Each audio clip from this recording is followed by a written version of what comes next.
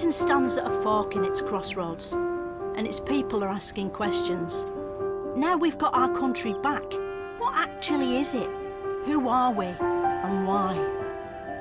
The best way to find out where Britain's heading is to look behind us into something called history, a sort of rear-view mirror for time. So that's where I'm going, back there. It's a journey that'll take me the length and width of the country. From the White Cliffs of Dover to the Scottish Highlands of the Scottish Highlands. From old stone circles to modern stone circles. From the tranquil beauty of Roman Bath to the golden wonder of Oxford services. I'll discover how we went from ancient man to Ed Sheeran, why Elizabeth I happened, and solving the mystery of just who Winston Churchill was, and why he wound up helplessly trapped inside this banknote. Along the way, I'll be shouting at helicopters. And looking at some of the biggest events in British history and asking people about them. In War II, why did the British build bombers to attack their own territory? How do you mean? Well, the Lancaster bombers.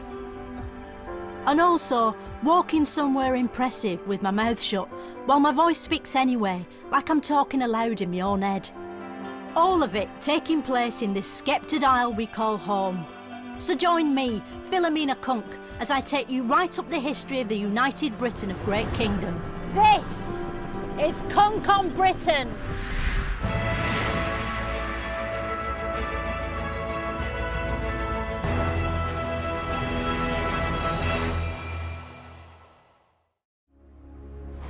In the last episode, we saw how Britain was invaded by the Victorians, who fought and won the Industrial Revolution, but not without losing their leader, Queen Victoria, who stopped happening just as the 20th century began.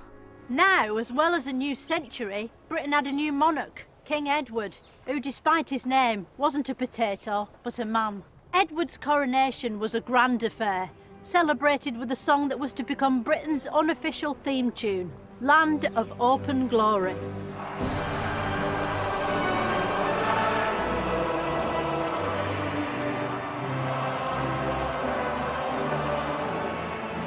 This melodic musical tune was written by one of the best British composers this side of Ed Sheeran, Elgar. Who was Elgar? He sounds sort of rough. Was he a caveman or something? No, Elgar was a composer in the late 19th century. When someone like Elgar's invented a new tune, how do they sort of convert it into orchestra mode so it's being played by instruments? He probably, when he composed it and notated it out and had the sound in his head, he would then what's called orchestrate it. So he'd write out all the parts for all the different instruments, and then he'd hand that over to an orchestra and they would play it. How do the instruments know what to play though? Because it was all written out for them. Their little part was written out for them, and all the little parts joined together. So the instruments have people attached to them? They do. So what's Land of Hope and Glory all about? What's its core message? Well, it's a patriotic song. People think it's about bashing the drum for Britain, really. If you sang it in like Portuguese, would it still feel British, or would that just fucking ruin it? Well, it wouldn't have any meaning, but you might get that it sounded like it was supposed to stir you up without knowing why or what it was about. So it's sort of like Three Lions, isn't it, by the Lightning Seeds with Frank Skinner and David Baddiel? It is. But less catchy. Sadly, no amount of patriotic music could save the new monarch from an early death. And in 1910, King Edward died and was buried beneath the soil to rule over his fellow potatoes for all eternity. Little did he know it at the time, but he'd narrowly avoided tragedy by dying, because just a few years later, in 1914, Britain suffered the first of many 20th century shocks. Nowadays, first world is something you put in front of the word problem to show that it isn't really that bad, like running out of couscous or not being able to check Twitter in a tunnel. But back then, first world was what they called the war. The First World War had loads of nicknames: the War to End All Wars, the Great War, and of course, World War I. Why did they call World War I World War I? It's quite pessimistic numbering, isn't it? Or did they just know it was the start of a franchise? At the time, they weren't numbering. the wars, although I think that in the First World War, the idea of it being a great war, denoting the sheer scale of the conflict, the casualty rate, was already becoming used quite a lot. So it was called the Great War, but not because it was great. The First World War was started by the killing of one man, Franz Ferdinand. You've probably never heard of him, or the band named after him, but he was dead important, by which I mean he was only important when he was dead. His assassination triggered a series of other killings. Soon it caught on, and everyone wanted to be killed. It was a bigger craze than fidget spinners. Eventually, Britain got sucked into the fighting, and men queued up to have their flat caps converted into fighting men's helmets. Soon, hundreds of thousands of Tommies were heading for battle. Why were all the British soldiers in World War I called Tommy? Was that just a coincidence? No, it wasn't a coincidence, it's just a general name that became applied to British soldiers in the same way we talk of Fritz as being a generic name for German soldiers. What happened in Norman's land? Were only people that were called Norman allowed in there? Well, it's not Norman's land, this is no man's land. And the idea being that this is particularly dangerous territory between the lines of the Germans on one side and the British on the other. This is essentially just a killing zone, a very dangerous zone in between trench systems. Why did they fire shells at each other? Because shells wouldn't really hurt, would they? Unless they were those razor clam shells, because they're quite sharp, aren't they? Well, these weren't seashells, these were heavy pieces of ordnance. We're actually talking about bits of metal in brass casing, so that's where the name shells comes from. All right. Looking at footage from the time, it's hard to get a grip on just how brutal it must have been for Tommy and Norman, because it's in black and white and everyone's moving too fast, probably to avoid the shells. Even though it looks a bit like Charlie Chaplin, it's actually not funny at all, so you can't laugh, just like with Charlie Chaplin. One man who vividly captured the sheer horror of War I was the poet Wilfred Owen. If, in some smothering dreams, you too could pace behind the wagon that we flung him in, and watch the white eyes writhing in his face, his hanging face like a devil sick of sin. If you could hear at every jolt the blood come gargling from the froth-corrupted lungs, obscene as cancer, bitter as the cud of vile, incurable sores on innocent tongues. You get the gist. My friend. As if the killing wasn't bad enough, the accommodation was scarcely worth 2 stars on TripAdvisor. Soldiers had to live in trenches, snaking cramped corridors of filth and squalor, without so much as a patio. The World War I trenches weren't the right place for conventional warfare, were they? But why did neither side think about mud wrestling? Because they're the perfect conditions, aren't they? Well, I mean, trench warfare wasn't new. I think that whilst you will get the occasional game of Christmas football, I don't think that anyone actually ever thought that letting the guns fall silent and having mud wrestling competitions was ever going to sort anything out. I think they missed a trick, don't you? Eventually the war ended at 11 o'clock on the 11th hour of the 11th day of the 11th month in the year 1119, 1118, hence the term stopping for 11s. The soldiers came home to a Britain they could hardly recognise because it was wearing a skirt. While the Tommies had been away at the front, women had stepped into their old jobs. There were women milkmen, women postmen, women bus driver men, even women male prostitutes. What's more, the economy was in a pickle. After the war, many industries found it almost impossible to sell their goods abroad, because abroad was mainly rubble. There were strikes and marches and a Great Depression. Things were shithouse bad. People needed escapism, but luckily for them, the age of mass entertainment was just beginning. It was the roaring 20s. City streets were full of jazz clubs, packed with Jeeveses and Worcesters, and women with Lego haircuts dancing like they were surprised while shitting their pants at a fancy dress party. And people who couldn't afford to enjoy a roaring 20s for themselves could still watch films of other people doing it at the newly invented cinema. The cinema was a cross between YouTube and theatre. Despite this, it was popular and people queued to get in. They showed Charlie Chaplin films, but even that couldn't keep them away. The whole country went films bonkers. Going to the cinema in those days was more like going to a book, Because there was no sound, the story was explained by words on the screen.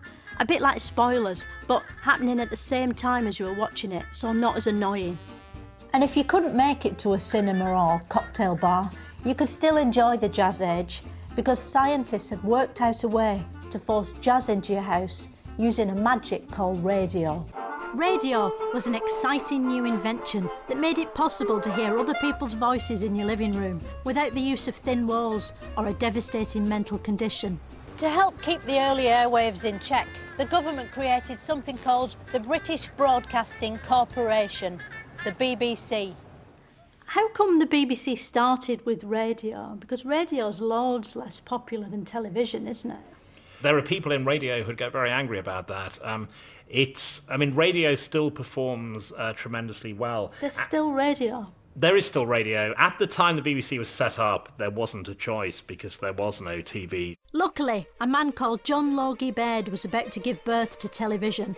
Not literally out of his vagina, but metaphorically out of his shed.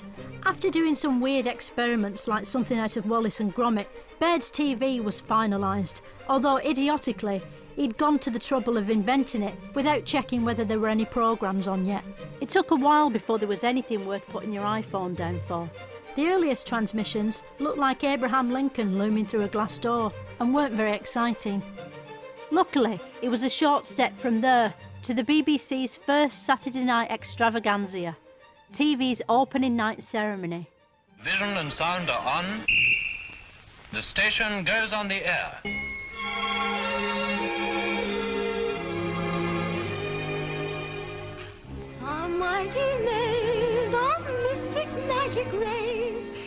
The show got a record audience of 400, the sort of viewing figures BBC4 still dreams of. Despite its popularity, the BBC was causing controversy from the start, and the powers that be were suspicious of it. Why did the government start the BBC in the first place? It seems like these days they're always trying to close it down. Was it one of those stupid mistakes they made, like Brexit? The government didn't strictly start the BBC. The BBC was originally a private company in 1922. It employed a rather fierce Scottish guy called John Reith. And people still talk about Reithian values and Reithian broadcasting. Reithian values were to inform, educate, and entertain. What, all at the same time? Yeah. Since those early days of black and white tat, the BBC has grown throughout the years to become one of the biggest programme shitting machines in the world, making groundbreaking, iconic programmes which still try to inform, educate or entertain. So the BBC is supposed to inform, educate or entertain. And entertain. I'm going to list some BBC things and I want you to say whether they inform, educate or entertain. Okay. News at 10. Inform. Open University. Educate. Doctor Who. Entertain. Strictly Come Dancing. Entertain. Holmes Under the Hammer. Entertain. Inspector Phillips. What is Inspector Phillips? Oh, I made that one up. That was just a trick question. Okay, well, it didn't work. Sounds real though, doesn't it? Inspector Phillips. No, I instantly knew that it wasn't a real one. Eat Well for Less.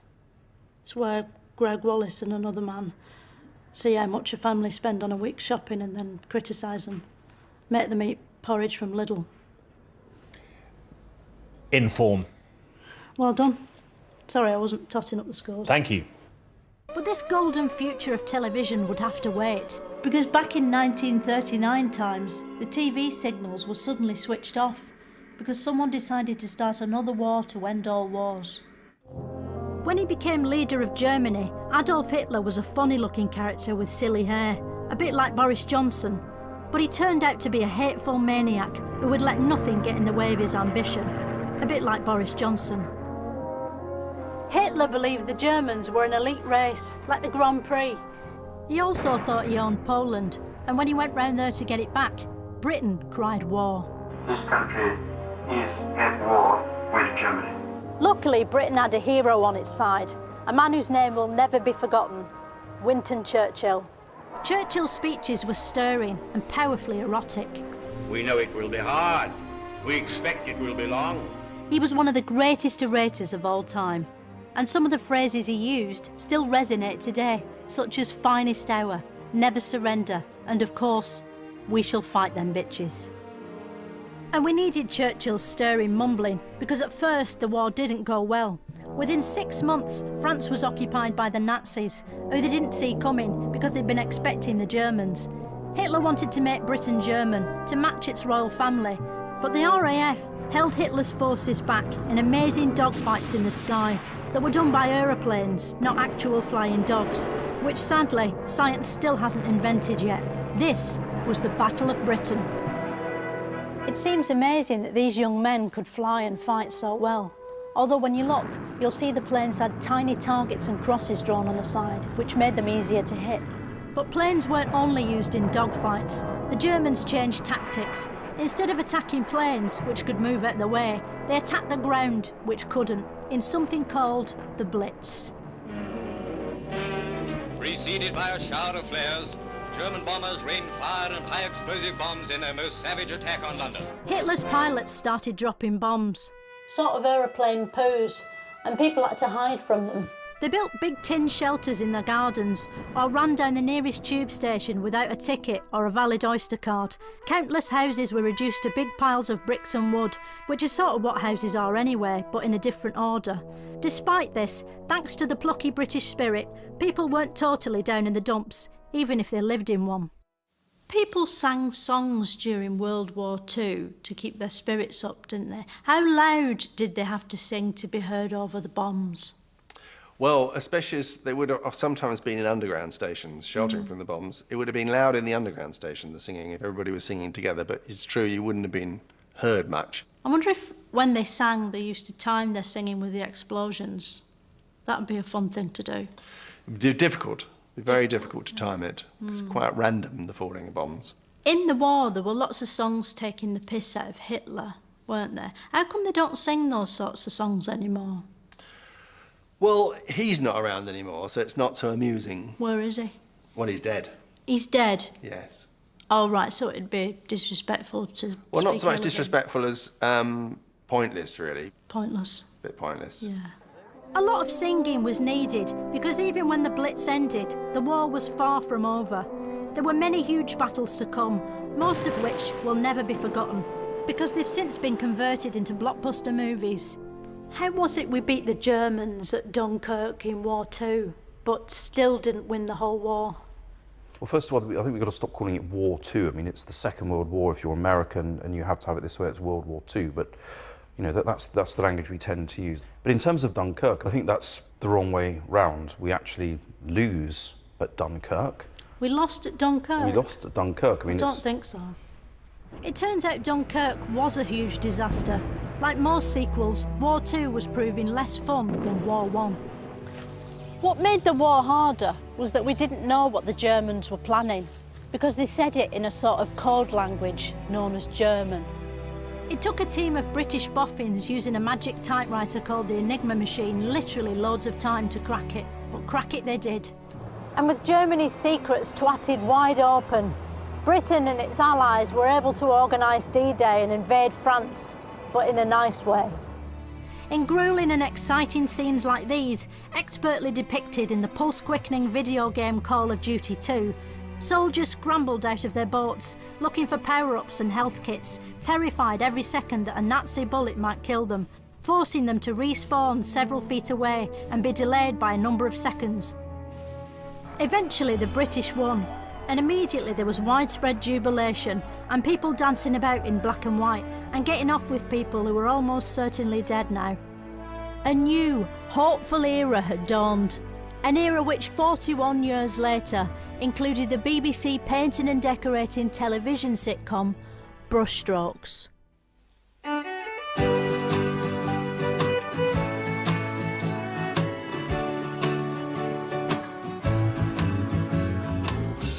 Because of you, these things I do. Because of you. Because of you. Oh. After the war, returning soldiers rewarded national hero Winston Churchill by voting him out of office.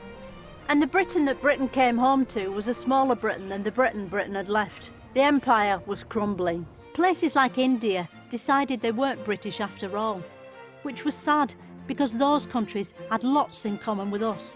They had the same person on the stamps, they spoke the same language, they were the same colour on maps. But despite all that, they chose to act as if they weren't part of Britain, just because that was geographically true. What's more, around the world, superpowers like Russia and China were on the rise. The future looked more uncertain than ever, and in 1948, one man wrote a book full of chilling predictions about just how terrible that future might be. This is the book, George Orwell's chilling classic, 1984. In the book, using nothing but words, Orwell depicts a world in which people are manipulated by screens, manipulated by the media, manipulated by the government, something which thankfully didn't and couldn't happen. Although 1984 is set in the year 1984, it's not a 1984 anyone who lived through it would recognise. Orwell didn't predict Band-Aid or Ghostbusters, or Radio 1's Mike Reed banning Frankie Goes to Hollywood for singing about spunk. In fact, almost the only thing he got right was that there'd be a thing on the screens called Big Brother. And even then, he didn't predict that it would eventually be on Channel 5. Orwell's scary vision spooked Britain so much, it tried to avoid a nightmare future by reinventing itself, and the government was going to help. The post-war Labour government was one of the most radical ever, kind of a cross between Jeremy Corbyn and the Taliban. A landslide swept Labour to power, with a majority unexpected even by its own leaders. They were seen as the biggest architects of something called the welfare state. Where is the welfare state? Where is it? Yeah. Well, it's sort of all around us. Yeah, but where specifically in Britain? The welfare state is a phrase that refers to, broadly, the help that government gives to all of us. The welfare state helps people from the cradle to the grave. So is it just for people lying down? It certainly helps people lying down. They help to, you know, they give out bits and bobs, don't they? Yes, they for poorer people, they provide schools and housing and benefit payments, top-ups to your wages if you're How did they working. decide what not to give out for free? Like, was there ever a plan to give out free crisps? I don't think they've ever given out or thought about giving out free crisps. Although I quite like crisps. I love crisps. I don't think many people would argue that you can't have a decent life without free crisps. I think I'd kill myself if I couldn't have crisps. As part of its reforms, the government introduced the National Health Service, or NHS for less long. On July 5th, the new National Health Service starts, providing hospital and specialist services, medicines, drugs and appliances. Once the NHS arrived, if you were poor and you got sick, you weren't on your own anymore. You were in a crowded waiting room full of other sick people. Suddenly, you could see a doctor free of charge, like you can every Saturday evening on BBC One. But staffing all those hospitals wasn't going to be easy, so Britain looked abroad for help. In 1948, the government granted British citizenship to everyone living in Commonwealth countries, a sort of reverse Brexit, or TICSERB. And a few months later, 492 migrants made the journey from the Caribbean to Britain on board the Empire Windrush, which was a sort of sea car or boat. The newcomers soon discovered life in Britain was very different to Jamaica. It was colder, wetter. We had potatoes instead of posh fruits.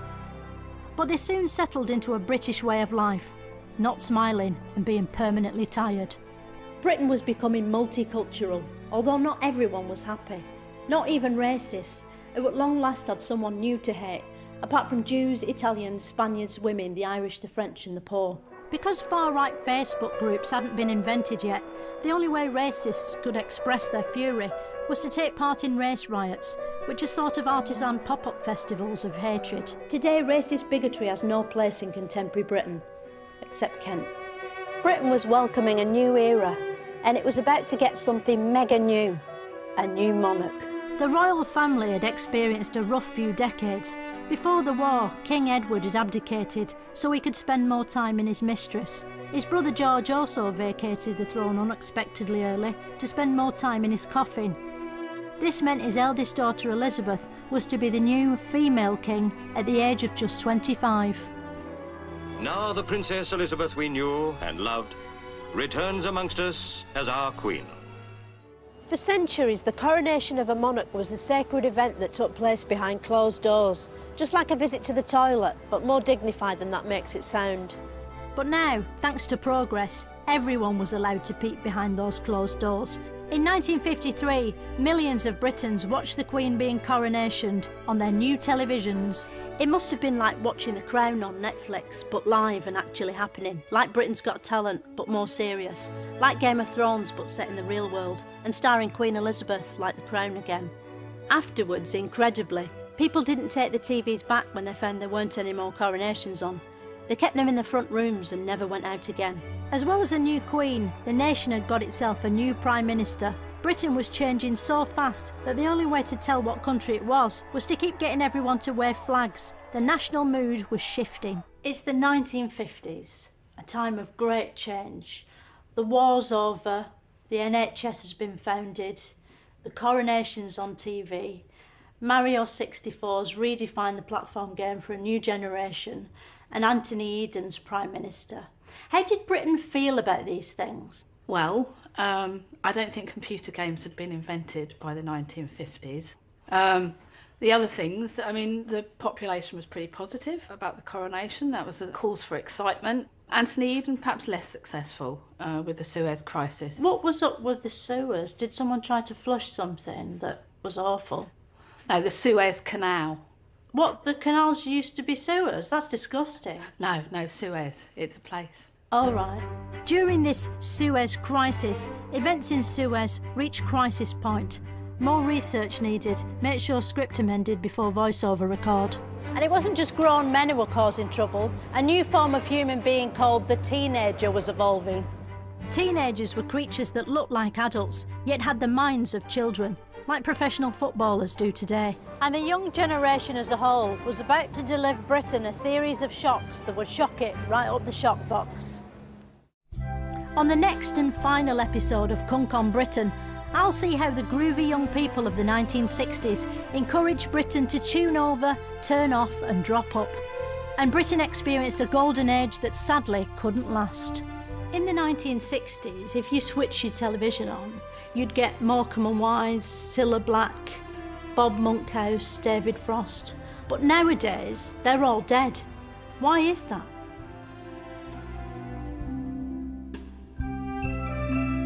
Well, you just knew that she would. Beverly is forced to tell Carol the truth about Merck. Episodes Friday night at 10.